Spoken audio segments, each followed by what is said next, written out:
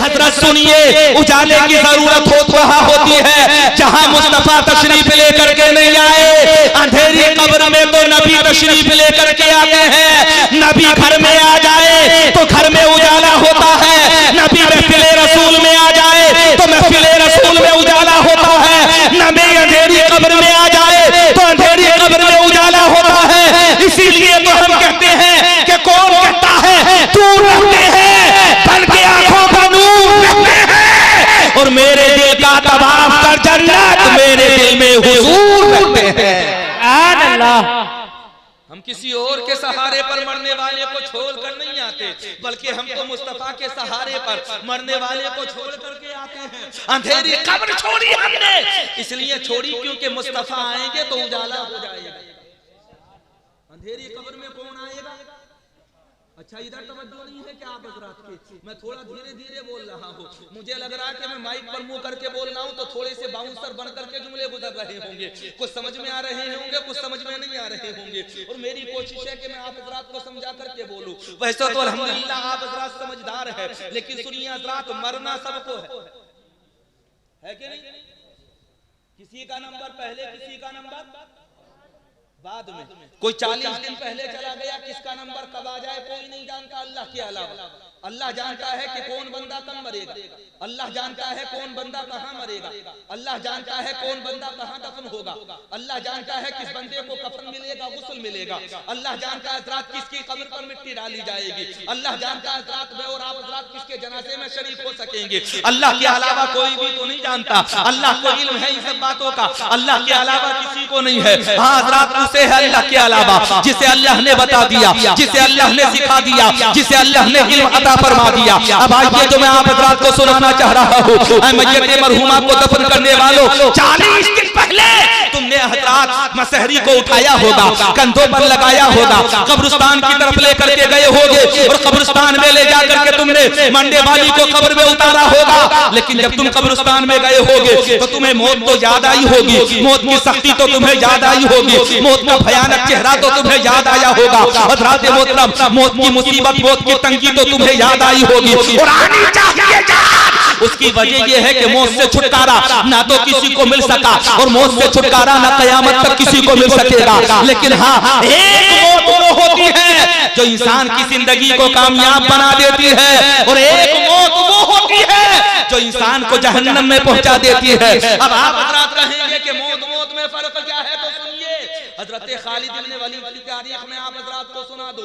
एक अल्लाह के बारगाह के ऐसे मकबूल सहाबी के जिनके बारे में अल्लाह के नबी ने कहा था कि खालिद इब्न वलीद अल्लाह की तलवार है। क्या कहा था? खालिद इब्न वलीद अल्लाह की तलवार है। सैफुल्लाह कहा मुस्तफा जाने रहमत ने, अल्लाह की तलवार। कितनी जंगें लड़ी हजरत खालिद इब्न वलीद ने, सैकड़ों जंगों में गए, लेकिन हजारों जख्म जिस्म पर खाने के बाद कभी मैदाने हजरात, कभी मार्के में, कभी मैदाने जंग में हजरत खालिद इब्न वलीद को शहादत की मौत नसीब ना हो सकी।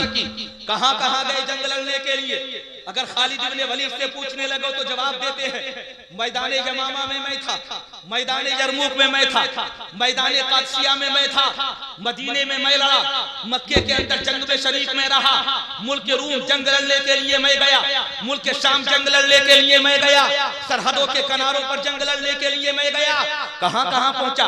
हर जगह मैदान में पहुंचा। और एक मार्का तो ऐसा था कि जहां पर तलवारें तुली हुई थी, नेज़ों को बाहर निकाल लिया गया था। हजरात नेज़ों को बाहर निकालने वाले नेज़े तेले हुए खड़े थे। अचानक हजरत खालिद इब्न वलीद की टोपी सर से गिर गई, और जब हजरत खालिद इब्न वलीद की टोपी सर से गिरी थी तो हजरत खालिद इब्न वलीद ने तलवार को रोक लिया, और तलवार को रोकने के बाद खालिद इब्न वलीद हजरात मैदान में गिरी हुई टोपी को तलाश करने लगे। किसी ने पूछा था, खालिद ये तो बताओ क्या तलाश कर रहे हो, क्या तुम्हें खौफ नहीं है कि ये मैदान जंग है, मैदान जंग जहां से ढल की बासी लगती है। खालिद इब्न वलीद, क्या तुम्हें इस बात का एहसास नहीं नहीं है कि सरसराती हुई तलवार आएगी और तुम्हारे जिस्म के दो टुकड़े कर देगी। खालिद इब्न वलीद ये तो बताओ, जहां तो मैदान जंग में मौत खेल रही है मौत, जहां देखो लेसे तोले जा रहे हैं, जहां देखो भाले फेंके जा रहे हैं, जहां देखो वहां बराबर तलवारें चलाई जा रही है, जहां देखो कमारों के चिल्लों पर तीर चढ़ाए जा रहे हैं। खालिद इब्न वलीद, क्या तुम्हें मौत का खौफ नहीं है? क्या तुम्हें मैदान कारज़ार में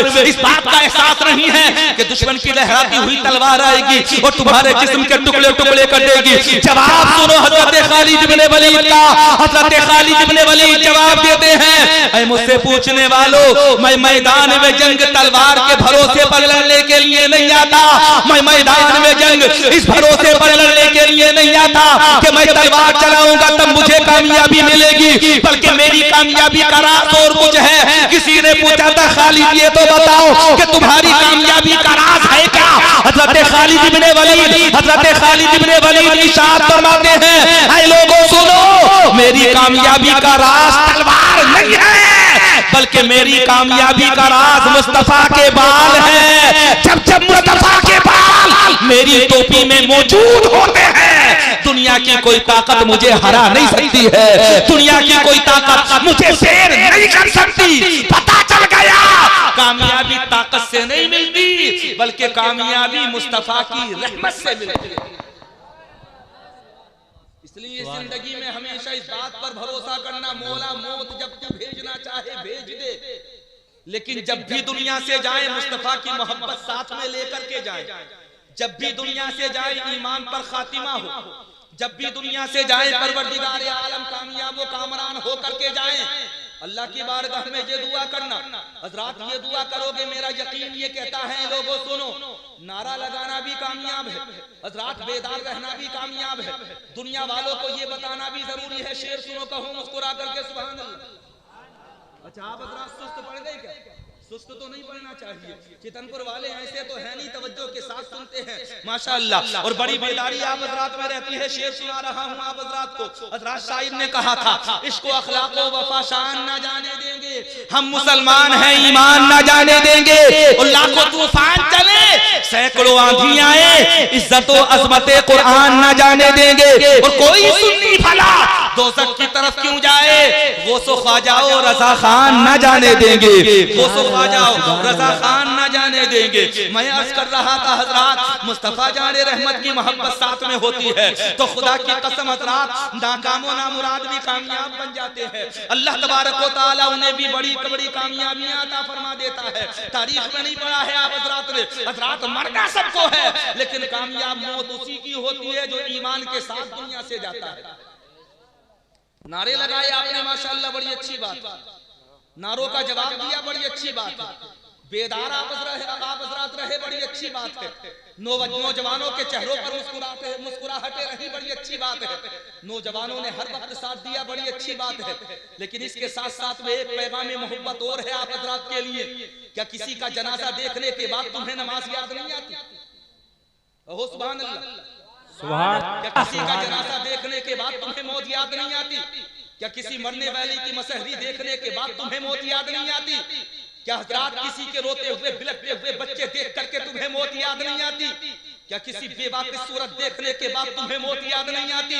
क्या हजरात किसी के यतीम बच्चे देखने के बाद तुम्हें मौत याद नहीं आती? क्या हजरात किसी बूढ़े की आंखों का सहारा चला जाए, बुढ़ापे की लाठी चला जाए, जवान बेटा तो किसकी मस्जिद देखने के बाद तुम्हें मौत याद नहीं आती? क्या हजरात छोटे छोटे बच्चे बिलख रहे हो घर के अंदर और किसी का जनाजा मसहरी घर से उठ रही हो और बच्चे बिलख बिलख करके बार बार मसहरी के चारों पायों को पकड़ रहे हो, क्या तुम्हें उस वक्त में मौत याद नहीं आती? क्या उस वक्त में हजरात तुम्हें मौत याद नहीं आती जब किसी मरने वाले की हजरात बीवी मसहरी को पकड़ करके बार बार रोती है, अल्लाह की बारगाह में फरियादों फुगा करती है, परवरदिगार आलम मेरी जिंदगी का सहारा चला गया, मौला मेरा सुहाग चला गया, परवरदिगार आलम मुझे मेरी जिंदगी की ओढ़नी का सहारा चला गया, मालिक को मौला मुझे तरह छोड़ करके मेरा शौहर चला गया। क्या तुमने हजरात औरतों को दुनिया के अंदर रोते हुए नहीं देखा? मेरा यकीन ये कहता है जब भी किसी की मसहरी उठे मौत को याद कर लेना, जब भी किसी बेवा की सूरत देखो मौत को याद कर लेना, जब भी किसी के यतीम बच्चों को देखो मौत को याद कर लेना, कभी जब भी किसी को बिलखते हुए देखो मौत को याद कर लेना, जब भी कब्रिस्तान पर हजरात मुंह देखो मौत को याद कर लेना, जब भी किसी की कब्र पर फातिहा पढ़ने के लिए जाओ मौत को याद कर लेना, जब भी किसी की 40वें की महफिल हो मौत को याद कर लेना, जब भी हजरात 10वें 20वें की महफिल हो मौत को याद कर लेना। और मौत को याद करना इसलिए जरूरी है, हजरत अली फरमाते हैं जो रोजाना मौत को याद करता है अल्लाह मैदान महशर में उसे शहीदों के साथ उठाएगा। बेशक सुभान अल्लाह सुभान अल्लाह। बात सही नहीं है? अब भी बोलते रहो, जो नौजवान खामोश होकर के बैठे हुए हैं, तुम तो मुस्कुरा करके कहो सुभान अल्लाह सुभान अल्लाह। मुस्कुराएगा। देखो उठ गया माशाअल्लाह, और हाथ उठवाना इसलिए जरूरी था, सुनिए समझ में आ रही कि नहीं आ रही? खुदा की शान दिखला दो, जो होगा देखा जाएगा। खुदा की शान दिखला दो, जो होगा देखा जाएगा। नबी का दीन फैला दो, जो होगा देखा जाएगा। खुदा की याद थी, सजदे थे तलवारों के साए में। हर सजदा हमें मौत याद दिलाता है, हर रुकू हमें मौत याद दिलाता है, हर नमाज हमें मौत याद दिलाती है। अब मौत कैसे याद दिलाती है? एक वाकया सुना दो, सुनोगे? किसी और का नहीं, मौलाए कायनात का सुनाता हूँ, हजरत अली का सुनाता हूँ, हजरत उनका सुनाता हूँ जो हसन हुसैन के वालिद हैं, उनका सुनाता हूँ जो दामाद मुस्तफा है, उनका सुनाता हूँ जो शोहरे बतूल है, उनका सुनाता हूँ हजरत शुजात में जिनका कोई जवाब नहीं है, उनकी जिंदगी का वाकया सुनाता हूँ। अगर मैदान में अली आ गए तो दुश्मनों के दांत फटे हो गए, उनकी जिंदगी का वाकया सुनाता हूँ। अगर मैदान खंदक में हजरत अली उतर पड़े तो अमर इब्न बुद के जिस्म के 2 टुकड़े हो गए, उनकी जिंदगी का वाकया सुनाता हूँ। अगर हजरत अली हजरत मैदान खंदक के अंदर नहीं बल्कि हजरत मुस्तफा जाने रहमत सल्लल्लाहु तआला अलैहि वसल्लम की मस्जिद में मैदान खैबर में आ गए हैं तो मरहब के जिस्म के 2 टुकड़े हो गए हैं। और दुनिया वालों को ये पता चल गया कि अगर सिद्दीक का सदाकत में जवाब नहीं, उमर का अदालत में जवाब नहीं, उस्मान का सखावत में जवाब नहीं, तो हजरत अली का शुजाअत में कोई जवाब नहीं। मैं उस बात की बात कर रहा हूँ जिसने कहा मैं अगर नमाज की नियत भी करता हूँ तो अल्लाह का दीदार करके करता हूँ। बेशक उनकी बात कर रहा हूँ। हजरत अली के पास आ गया एक शख्स और आकर के अर्ज करने लगा, सरकार मैंने एक मकान खरीदा है। मकान क्या खरीदा? अच्छा मकान तो आप हजरात जानते होंगे, जाहिर सी बात है मकान को नहीं जानेंगे तो किस चीज को जानेंगे? मकान को जानना बड़ा जरूरी है, जिसमें मैं और आप हजरात रहते हैं उसे क्या कहते हैं? मकान। मकान कहते हैं चाहे वो पक्का हो चाहे कच्चा हो, गरज इससे नहीं। और अल्लाह की बारगाह में पक्का कच्चा नहीं देखा जाता, बल्कि अल्लाह की बारगाह में मकान में रहने वाला देखा जाता है कि उसका दिल कैसा है। हमेशा इस बात का ख्याल रखना, जिसका दिल अच्छा होता है वो अल्लाह की बारगाह में मकबूल होता है। और जो दुनिया में धोखाधड़ी करने वाला होता है वो जिंदगी में हजरात दुनिया में रहेगा तब जलील होकर के रहेगा, और अल्लाह की बारगाह में पहुंचेगा तब जलील और रुसवा होगा। इसलिए बड़ा जरूरी है मकान चाहे कच्चा हो, मकान चाहे पक्का हो, चाहे हजरात ऊंची बिल्डिंग बना लो, चाहे कच्चा मकान बना लो, लेकिन एक बात का ख्याल रखना, खुलूस दिल में रखना, इखलास दिल में रखना। अल्लाह की बारगाह में दौलत नहीं देखी जाती बल्कि अल्लाह की बारगाह में नियत देखी जाती है। और अगर नियत सच्ची होती है तो फिर उसी के लिए तो अल्लाह की बारगाह से जन्नत मिला करती है। हजरत मुस्तफा जाने रहमत के सच्चे सहाबी हजरत अली की बारगाह में एक शख्स आ गया, सरकार मैंने एक मकान खरीदा है, बड़ा कीमती मकान है, महलनुमा मकान है, लेकिन मैं ये चाहता हूँ कि मेरे मकान की रजिस्ट्री, मेरे नाम का बैनामा आप तहरीर फरमाए। ये उस जमाने की बात कर रहा हूँ जिस जमाने में सरकारी तौर पर रजिस्ट्री नहीं होती थी, बैनामा नहीं होता था। उस जमाने में सबसे नेक आदमी जो होता था वो जो लिख दिया करता था वो पक्का हो जाता था। सुनने हो कि नहीं सुनने? अब सुनना तवज्जो के साथ में। मकान की अहमियत बताऊंगा मैं तुम्हें, चाहे कच्चा हो चाहे पक्का हो, लेकिन जब अल्लाह बुलाता है तो कच्चा भी रखा रह जाता है, पक्का भी रखा रह जाता है। जब अल्लाह बुलाता है तो एक मंजिल भी दुनिया में रह जाता है, 4 मंजिल भी दुनिया में रह जाता है। मियां शद्दाद ने तो जन्नत बनाई थी जन्नत, जब अल्लाह ने बुलाना चाहा ना तो उसकी जन्नत दुनिया में रखी रह गई। जब अल्लाह ने नमरूद को बुलाया तो हजरत नमरूद की हुकूमत दुनिया में रखी रह गई। जब अल्लाह ने बुलाया था ना अबू जहल को तो अबू जहल की हालत दुनिया में नजर आ रही थी और अबू जहल दुनिया से जाता हुआ नजर आ रहा था। पता चल गया मकान साथ में नहीं जाता है, दौलत साथ में नहीं जाती है, हुकूमत साथ में नहीं जाती है। अगर अल्लाह की बारगाह में जाता है तो अमल साथ साथ में जाता है, अच्छी नियत अल्लाह की बारगाह में साथ में जाती है। तो उस जमाने में हजरात बैनामा लिखा जाता था मकान का, तो कोई नेक आदमी होता था वो बैनामा लिख दिया करता था। सरकारी रजिस्ट्री उस जमाने में नहीं होती थी। एक शख्स आ गया हजरत अली के पास और आकर के कहने लगा, सरकार मैंने एक मकान खरीदा है और मैं ये चाहता हूँ कि उस मकान का बैनामा आप तहरीर फरमा दे, आपके हाथों से लिखा जाए। मियाँ हम तुमों के यहाँ पर तो सरकारी रजिस्ट्री होती है, फिर भी खेतों की मेंढे लोग काट लेते, बेईमानियां फिर भी हो जाती। अगर जरा सी चकबंदी के जमाने में रिश्वत दे दो ना, तो खेत जहां चाहो वहां लेकर के चले जाओ। आप हजरात ने देखा नहीं दुनिया में किस कदर बेईमानी होती है। खेतों की मेंढे काट ली, बेईमानी। हजरात बिना पूछे किसी का चारा काट लिया, बेईमानी। बिना पूछे किसी की जमीन पर कब्जा कर लिया, हजरात ये भी बेईमानी। एक बात बात ईमानदारी के साथ, नेकी का 1 पैसा और बेईमानी के 4 पैसे, वो 4 पैसे तुम्हारी नस्लों को भी तबाह बर्बाद कर देंगे।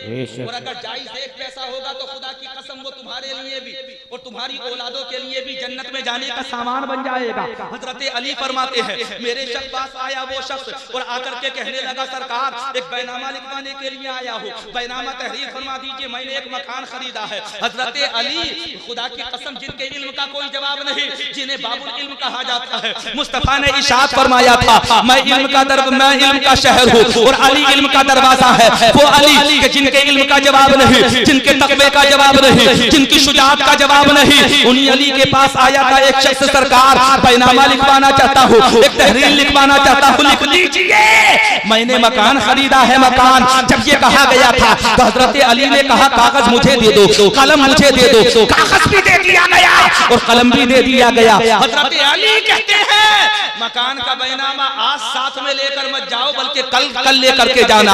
हजरत अली ने कागज ले लिया, कलम ले लिया। अगले दिन को वो शख्स आया हजरत अली के पास और आने के बाद जब उसने कहा था, सरकार क्या मेरा बैनामा तहरीर हो चुका है, क्या आपने दस्तावेज तैयार कर दिए हैं, क्या आपने लिख लिया है मेरा बैनामा, मेरी रजिस्ट्री? हजरत अली कहते हैं, हाँ लिख दी गई है तुम्हारी रजिस्ट्री। उस शख्स ने कहा, दिखा दीजिए सरकार। हजरत अली ने रजिस्ट्री दिखाई, बैनामा दिखाया और खुदा की कसम जैसे ही उसने पढ़ा, पढ़ने के बाद थोड़ी देर पढ़ता रहा और पढ़ने के बाद जब आंखों से आंसुओं का सैलाब जारी हुआ तो सारों कतार रोने लगा और रोते रोते हजरात बेहोश होकर के जमीन पर आ गया। होश आने के बाद लोगों ने उससे पूछा था, ऐ बैनामा लिखवाने वाले ये तो बता, हजरत अली ने जो तहरीर लिखी थी उसमें तूने पढ़ा क्या, जिसकी वजह से तू बेहोश हो गया, जिसकी वजह से तू रोने लगा, जिसकी वजह से तेरी आंखों में आंसू आ गए? ऐ रोने वाले ये बता, मौला अली ने लिखा क्या था, क्या तहरीर किया था उस दस्तावेज के अंदर? अब जवाब सुनो। उस शख्स ने कहा था, मैंने जब तहरीर पढ़ी ना, तहरीर मकान के बैनामे की, तो हजरत अली ने कहा था, एक मकान में 4 कोने होते हैं, एक कोना मौत से मिला हुआ होता है, दूसरा कब्र से मिला हुआ होता है, तीसरा मैदाने महशर से मिला हुआ होता है और चौथा जन्नत या दोज़ख से मिला हुआ होता है। हजरत अली ने बता दिया, मकानों में रहने वालों ये मत सोचना कि तुम हमेशा मकान में रहोगे, एक दिन वो आएगा कि तुम्हें मकान छोड़ करके कब्र में जाना। बेशक सुभान अल्लाह। तो तैयारी मकान की ज्यादा होनी चाहिए या कब्रिस्तान की ज्यादा होनी चाहिए? कब्रिस्तान। तो कब्रिस्तान की तैयारी है नमाज। क्या है कब्रिस्तान की तैयारी? नमाज के नाम पर तो वैसे ही घबरा जाएंगे आप, टूलने लगेंगे आप, ऊँगने लगेंगे, चेहरे झुक जाएंगे। हजरत सब जिक्र करना लेकिन नमाज का मत करना। रात भर नारे लगाएंगे लेकिन फजर में नजर नहीं आएंगे। ये हम वादा कर रहे हैं आपसे, यही तो वादा कर रहे हो ना कि रात भर नारे लगाएंगे, रात भर नारों का जवाब देंगे, नोट भी खूब देंगे जितना हो सकेगा, खुले कर करके देंगे। अगर 500 का भी तोड़ाना पड़ा तो तोड़ाएंगे, 100 का भी तोड़ाना पड़ा तो तोड़ाएंगे। छोटे बड़े नोटों को अगर हज़रात मोहतरम लेवल में लाना पड़ा तो लाएंगे। बराबर नवाजेंगे, नात पढ़ने वालों को भी देंगे, नकीब साहब को भी देंगे और तकरीर करने वालों को भी देंगे। लेकिन हजरत एक चीज जरूर है, रात भर जागेंगे, दूसरों को भी जगाएंगे, लेकिन जब फजर का नंबर आएगा तो सब जाकर के घरों के अंदर सो जाएंगे।